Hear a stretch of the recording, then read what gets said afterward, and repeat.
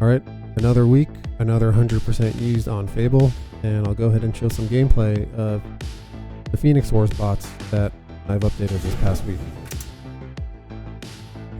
I'll go ahead and just jump right in. This is going to probably be a shorter video than the other ones.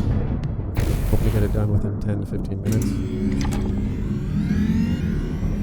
So a week ago I talked about some of the issues that the bots had that I've been working on, and for this week they're starting to fly a lot more, they're less clustered, and they even start to do things that are more player-like, like camping or sitting on pads. I'll just let you guys watch the gameplay now. You'll see in general there's just going to be more flights happening. This makes it a lot more fun in terms of target practice, because really, like, what you want to get good at is being able to hit these bots out of the air. I'll point out some of the things they're still doing differently than players. Like, number one, they're often flying up way too high on their initial attack chain, and I'm debating whether or not I want to fix that, just because it's a lot of fun to hit them out of the air. Now, the issue with how high they fly up is if you hit them out of the air, they're probably going to die because they're so high up. But you can see already, like, if you compare to last week's videos, these bots are flying a lot more. And they're even starting to do stuff like camp, like right here. This is kind of a pad camping thing, where you'll start to see bots kind of oscillating up and down over these pads.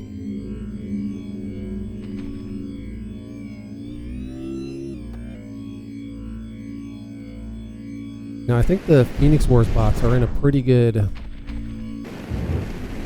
state in terms of, like, if I were just to focus on the network layer and get these online, like, I think they're pretty sufficient in terms of actually being able to substitute in for players. They're not perfect. Like right here, this guy, well, there's another smoking person out there, or another smoking bot. Like, he should have been, I think, focusing on me because I was the easier target. But they're always going to make mistakes. Like, it's really hard to model the imperfections of a human being in deterministic code. Like right there, that was a little bit too, like normal players who are really good aren't going to fly that high up because they know that if they do that and they get hit out of the air, they're going to die. Whereas here, they're going to be flying up pretty high. So I think I will fix it, but for now it is a lot of fun just to hit them out of the air and get those really satisfying air shots. I can't believe I actually missed that.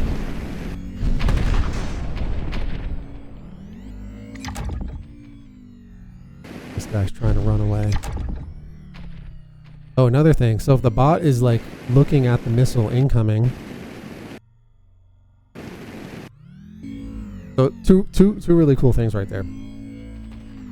The bot saw my missile coming in and tried to dodge, and they're only going to do that if it's believable that they see the missile coming. So you'll see bots that are running away, and then they'll turn around and look, and if they see your shot coming, they're going to evade it. And then what I really like too about the bot right there, it stopped and waited for me to make my move. Like, it wasn't clear whether I was going to go up or come down, and then when I decided to go the down route, it continued on towards trying to heal at the real low pad. I think even, like, players who are Phoenix vets, they'll kind of watch this and start to see some of the really believable tendencies that these bots are starting to make. Both in terms of, like, individually and as far as how they interact as a team too. Last week there was a big issue with clustering, and it's a lot better this week. They're not, I guess I didn't heal enough. They're not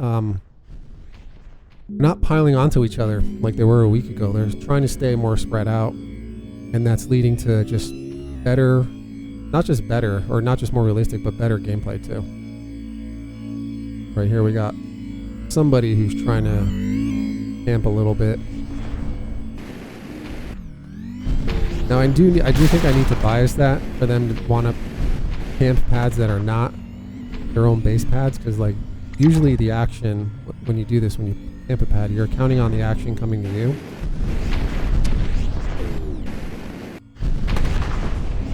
You're going to want camp pads that are further away. Let's see if this guy can evade. I actually have no missiles.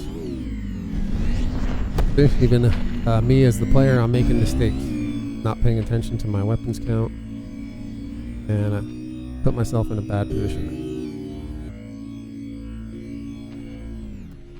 If I'm looking at that in the distance, I'm like, that looks like a realistic engagement to me. It's just really cool to watch some of this. Am I not healing enough, or guess I'll look back on the video and see.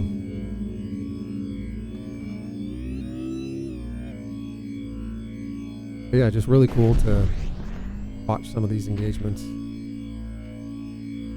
This.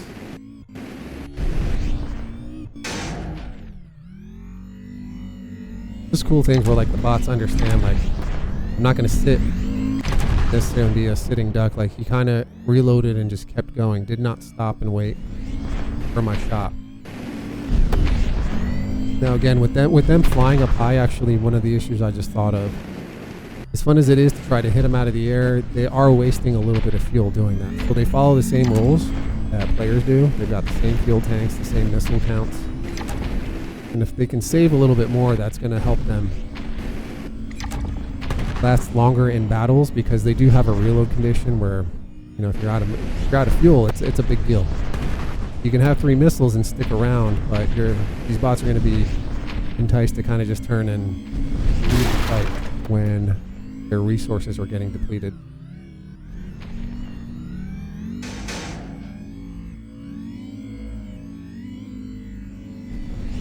I mentioned the network layer. I'm going to start working on that a little bit in parallel with just trying to improve bot here. And I don't think that's going to take too long. I think that's one of those things where Fable, not even Fable, Fable's going to plan it, and then it's just going to send out agents to kind of knock that out in like 2 days. And then bots are going to be appearing, at least in this arena, when a player hops in.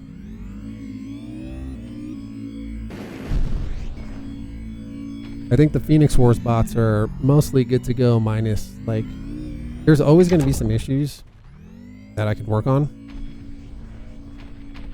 But the nice thing is I can work on this offline, and then I can just push an update and then reboot the server, and then the bots will behave in a better manner. Like right there was a little bit, I think he tried to do a thruster's evasion maneuver right here. And I think because of the way the tank, it sort of remains grounded in some sense. It's making ground contact for longer. Maybe it confused the bot a little bit. You got to remember, these bots, they don't see like humans see. They don't feel like humans see. They're just purely operating based on numbers and data. I did ask Fable, are we going to be able to implement excuse me, I did ask Fable if we're going to be able to implement some sort of learning capability. And it seemed, I mean, it always seems confident, I think, just to make you feel good, but it seemed pretty confident that it's going to be able to end up doing that. At least in the sense of, if you're dominating a bot, it might start trying to avoid you because it knows you're a good player and it's just not doing well against you. If another bot is doing well against another bot, it might become more aggressive. There's all sorts of personality sliders that can move up or down as the gameplay progresses, depending on how the bot is doing. And what that ends up being really is an optimization process. The bot might just try to optimize its own sets of knobs to perform the best that it can. So when I update World Bot Manager, in terms of like a longer term scale, that's something that should definitely happen. Like, we might have bots that start out relatively bad, but over time they can sort of self-optimize their own knobs to get better. Now I'm also going to cheat a little bit and just seed some of the bots with some better parameters so they play better, but I'm just super curious because I feel like with the AI tools we have today, there's this almost this middle ground that's been really difficult to explore in the past. So when I say middle ground, when we're talking about bots, there's really been two ways to do it. Deterministic bots like I'm doing it now. And maybe more recently, if you've got the time, the resources, and the data, you can try to actually train some networks to play and behave better. Which is, we've hardly seen that just because of the amount of time and resources that takes. I feel like we could almost have a middle ground where it's not that like we have both, not literally in a sense, but if you have good deterministic bots with okay learning capabilities, I think that's going to go a very, very long way.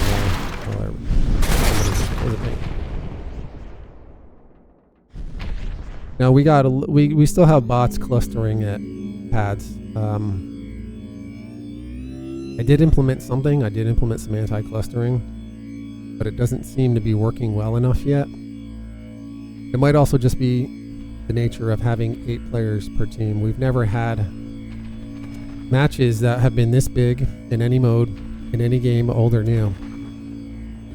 So I think part of the clustering that still exists is just because there's so many, I keep saying players, there's so many bots in the arena right now. It's just going to be impossible for clusters to not form. Oh, I thought I had a missile. I wanted to vault so badly there. Another thing I improved compared to last week is that bots really start to understand better now if you're damaged, which is almost like a silly thing to say, but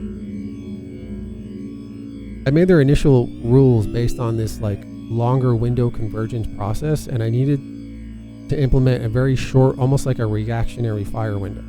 Because like right now, if I'm aiming at this guy, like I'm spending on the order of seconds trying to line my shot up before I fire. But when somebody's up close and they're smoking, you're not really thinking about that. You just see that you're on target and you fire, try and get that kill.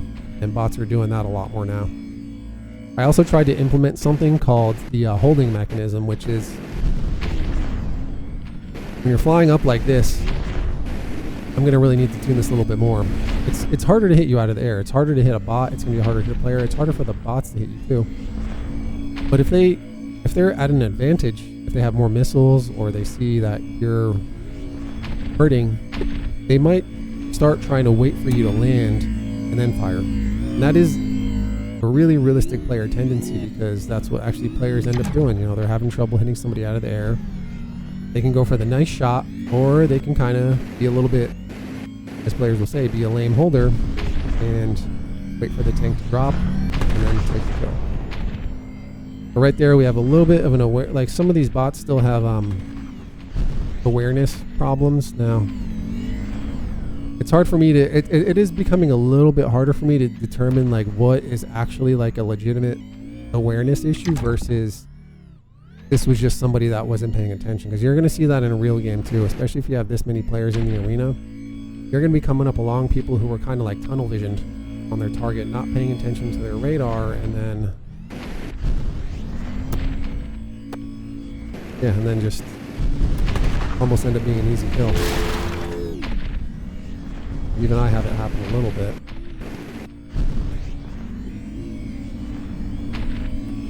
Yeah, overall, when I look at this, I see a lot more flying.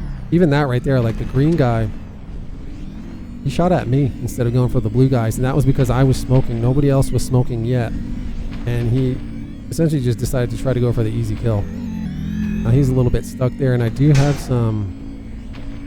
still have some pathing and nav issues happening right here near these ramps that I need to look into. They seem to sometimes get caught here, and I'm not totally sure why.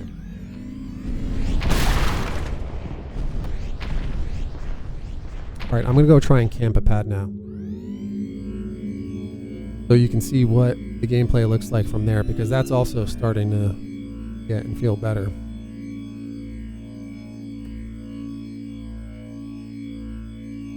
I think this pad might be a little bit tough to get into because we have a lot of enemies over there, but I'm going to give it a shot anyway.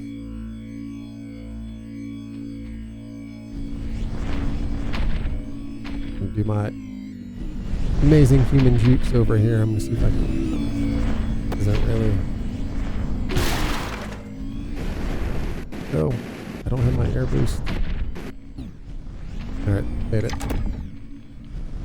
Yeah, see, they're starting. The point I'm making here is they start attacking a lot more aerially, which is, again, for this arena, that's a very human-like thing. It's fun to camp this pad, and it's fun to try to attack it.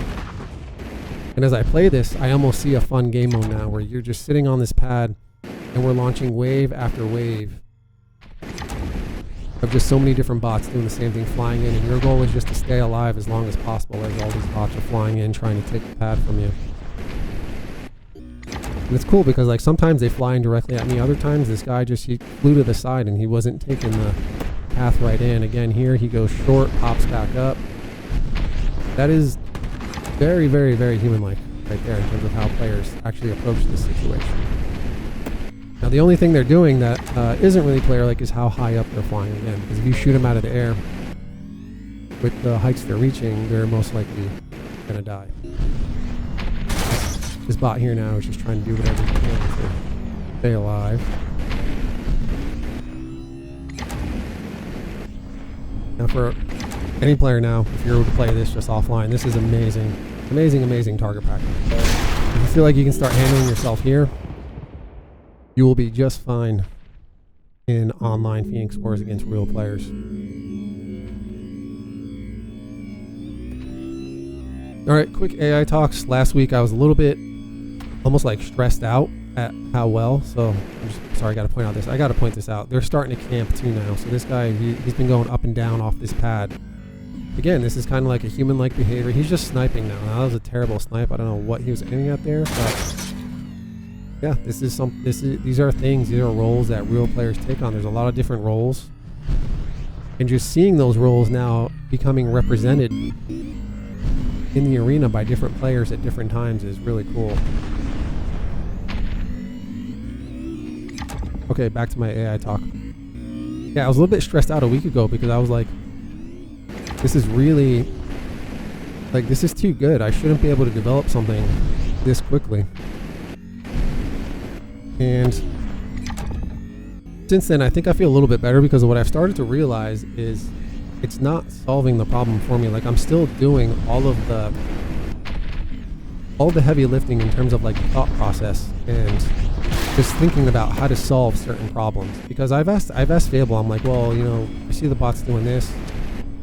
What do you think we should do? And like almost always it's like solutions where it doesn't know the game like I know it. So I was able to actually give it a lot better solutions. And now really the difference is I'm not waiting to see the results so much anymore. Like I'm not spending a week trying to implement some code to fix an issue.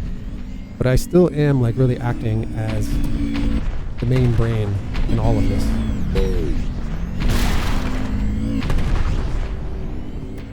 And Fable is like a co-brain. It's definitely been giving me like advice. And I've been going back and forth with it, and it's given me some good suggestions as well that we've implemented. Because what Fable really excels at, and just AI in general, is it's able to really document and keep track of what these decision trees are doing, when they're doing it, what conflicts, what doesn't. It's able to implement things in ways that it would just take me way too long to figure out like if something's going to break or if something might be compatible. Now, actually, interestingly, after all this work on Phoenix Wars, I've seen some regressions in Impulse Wars. They're not major regressions, but that mode was better 2 weeks ago, and since then I've been working on Phoenix Wars nonstop. And I went over Phoenix Wars and I found that there were some pieces of code that also should apply to Impulse Wars. So I said, go ahead and enable that for Impulse Wars. And I don't know if there's any conflicts, but I do have to revisit that mode next and probably just spend a couple days figuring out some of the regressions that have happened in there. Again, not major regressions. I'll actually just hop into the mode because I think I've shown Phoenix Wars enough now. Big issue that I guess I see. Bots are overextending themselves a little bit sometimes. Like that bot just went into like a 1-on-5. It could be that his personality was a kamikaze. And again, I don't know. Like I guess I'm treating every bot as I want it to be perfect. And I have to also understand that if there's 32 players in an arena, that's also just stuff you're going to see. Yeah, I think this feels great right now. Like it's a little bit easy for me. Like you see on 32 and 9.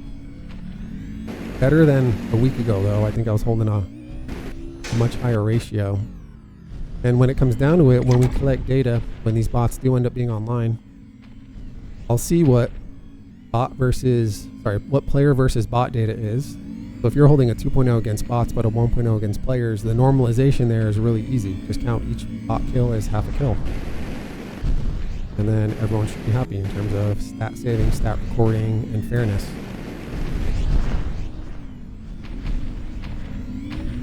Yeah, I'm guessing he's just a kamikaze type. This is the second time I've seen him overextended now. He's just way on the other side of the arena. His gray base is the furthest away. Alright, I'm gonna go hop to Impulse Wars now. Just for like 2 minutes, so you can see that it still works. I'll put 8 bots. But yeah, I've seen some regressions. I think Phoenix just feels and plays a lot better right now. Impulse is a more challenging mode.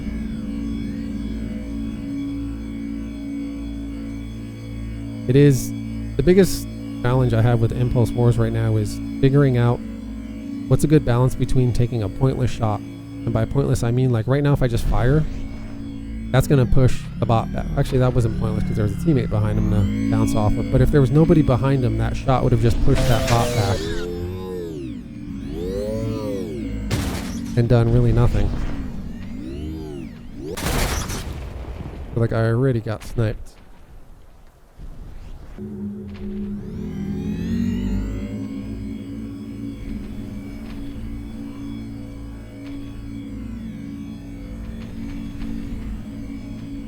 I think right here we got a weird bug now where they're kind of floating in the air. That wasn't present before the Phoenix Wars changes, so I don't know what I did there.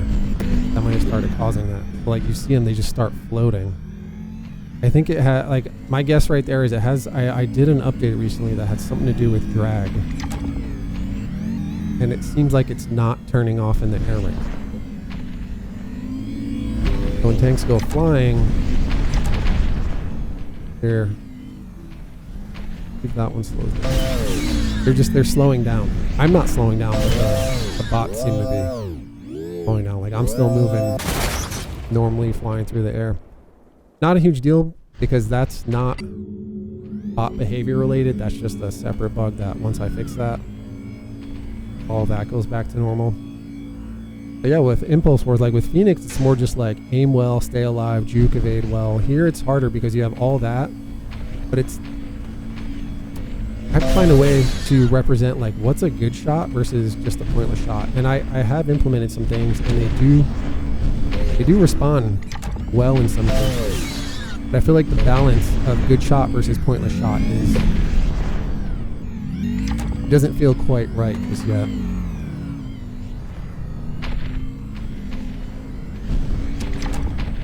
And then of course there's a little bit of awareness, but that's going to be hard to say like what is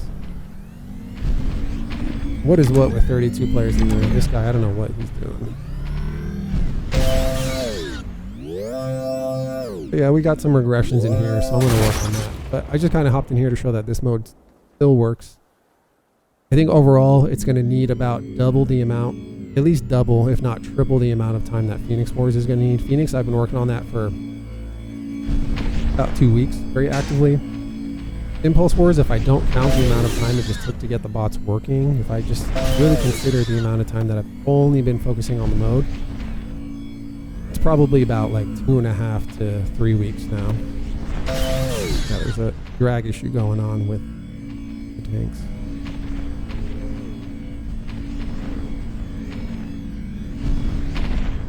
Like what's interesting is this bot is just trying to get a better angle, but Phoenix Wars has really got a much better like reactive fire mechanism, whereas here I need to implement something that says like if we know it's going to be a kill, like stop waiting on the convergence of your aim, because I think that's I think one of the main issues right now with Impulse. But the nice thing is as I go back and forth between the two modes, I'm going to pick up things that work well in one or the other and then hopefully transfer them over to the other. All right. I'm gonna wrap this one up, and then hopefully get something up next week. I don't know how much I'll get up because my family, we are moving. I don't know. It's an interesting type of move because we're going to have 2 places for a little while. Lucky enough, we're blessed enough to be able to do that. But it's still going to be kind of a crazy week for us going back and forth as we get settled down. Moving from South Orange County up to Santa Monica to sort of see like we're going for a lifestyle change. So yeah, I don't know. We're just not sure like what path we want to go down. Yeah, I don't want to ramble too much about that, but that'll be the reason why if the update next week is pretty small or just, I haven't. All right.